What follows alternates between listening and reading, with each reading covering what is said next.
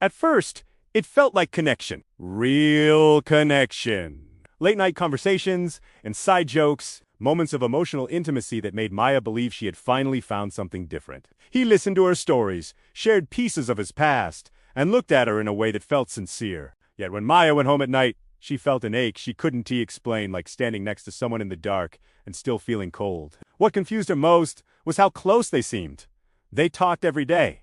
They shared vulnerability, but whenever Maya reached for clarity, for reassurance, or for something solid to stand on, the ground disappeared. He would pull back, change the subject, or say things like, "Let's not label this," or "I just want to see where it goes." And Maya, wanting to protect the connection, learned to quiet her needs. The conflict wasn't loud. There were no dramatic fights or obvious betrayals. Instead, there was a slow erosion. Maya started questioning herself. Was she asking for too much? Was she moving too fast? She felt like she was emotionally invested in a relationship that only existed when it was convenient. The closeness was real, but it was fragile, conditional, and fleeting. One evening, sitting alone, after another ambiguous conversation, Maya imagined her relationship as a bridge suspended over a wide river. She could step onto it. She could walk part of the way, but no matter how far she went, the bridge never reached the other side.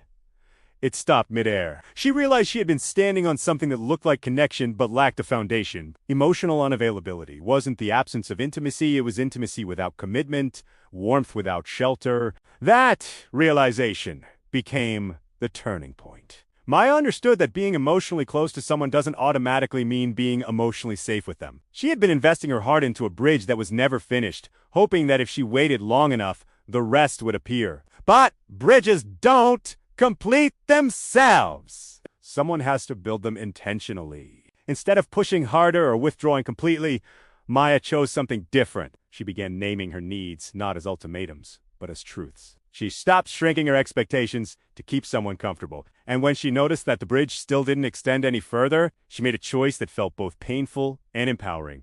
She stepped back onto solid ground. The transformation wasn't about finding someone new right away.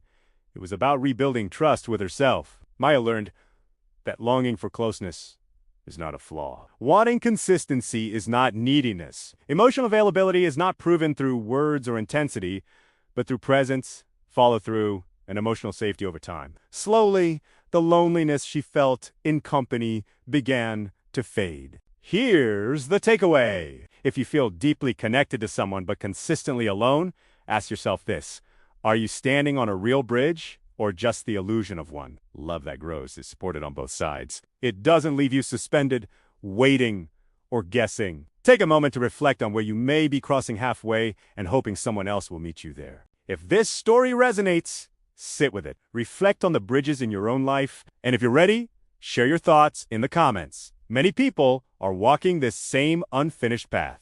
Like this video if it helped put words to something you've felt, and subscribe for more.com/metaphor-driven insights into relationships, attachment, and emotional clarity.